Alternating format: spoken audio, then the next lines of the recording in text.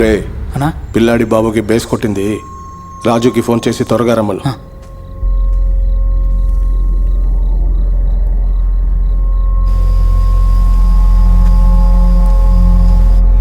Line దొరకట్లేదన్నా.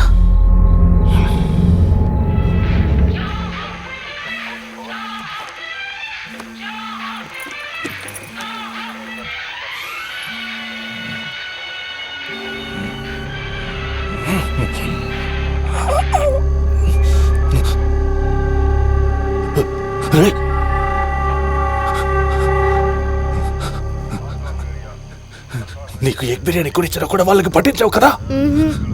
నువ్వేరా నన్ను వాళ్ళకి పట్టించావు. నిన్ను గొంతు నలిపి చెప్పా. వాడిని ఎంక్వైరీ చేసి పంపించకుండా ఎందుకు వాడిని జీపులో ఎక్కించావు? సార్, అండమాన్కి వెళ్ళే బస్సు ఎటు వస్తుందని అడ్డదిడ్డంగా అడుగుతున్నాడు సార్. అందుకే స్టేషన్కి తీసుకెళ్లి ఎంక్వైరీ చేద్దామని జీప్ ఎక్కించా. ఇన్నేళ్లు సర్వీస్ లో ఉన్నావు, ఆడి మొహం చూస్తే ఎలాంటాడో తెలియట్లే. కామెడీ ఫేస్ లా ఉంది. ఆయన అనవసరంగా జీపులో కూర్చోబెట్టావు. వెంటనే పంపించి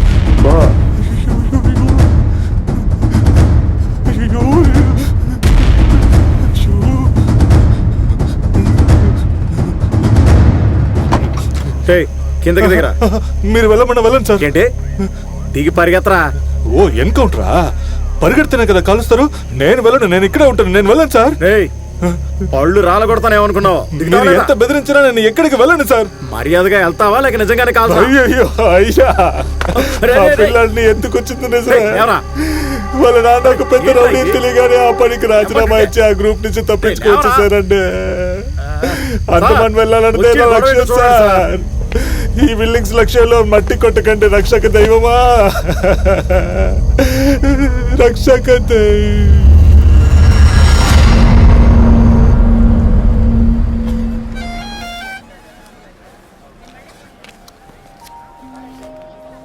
ఇంకా హాఫ్ అన్ అవర్లో బస్సు రా. అది అక్కడ నుంచి చూడు. అది కాదు కానీ ఫస్ట్ టైం తనే మాడదాం అంది. వెయిట్ చేస్తుంటుందేమో. రై, నేనేం చెప్తున్నా నువ్వేమంటున్నావు? ముందు ఈ టికెట్ పట్టుకో.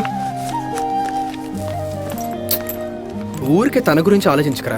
ఓ నెల తర్వాత డైరెక్ట్గా మాట్లాడితే అన్ని సర్దుకుంటాయి. నువ్వు ఊరు వెళ్ళాక నీ అడ్రస్ పంపించు, నీ బ్యాగ్ పంపిస్తాను. అర్థమైందా? సరే, ఇంకా బయలుదేరు. కానీ ఇలా ఓటర్ బోర్డు పట్టుకురా పో. ఎక్కిళ్ళు వస్తున్నాయిరా చూడు. వాడు గ్యాంగ్ ఇక్కడే ఎక్కడ ఉన్నారని చెప్పారు. కాస్త కష్టపడితే పట్టేసుకోవచ్చయ్యా. ఈ సమయంలో ఏసీ వేరే ఫోన్ చేశాడు. ఇదిగా నా సరుగులో కేసు రికార్డు ఉంది, తీసుకెళ్లి కమిషనర్ ఆఫీస్లో ఇచ్చేయి. Okay sir. పిల్లాడు పాపం ఆకలితో ఉన్నట్టున్నాడు. గిండిలో మొహిదీన్ బాయ్ అనే కొట్టుంది. అక్కడికి వెళ్తే వేడిగా వడలేస్తుంటారు. వాటిని ఇదిగా 10 రూపాయలకి తీసుకో, వెళ్ళు. సార్, ఏంటయ్యా వెళ్ళమని చెప్తే ఇంకా ఇక్కడే ఉన్నా? చెప్పింది అర్థం కాలేదా? సరే సార్.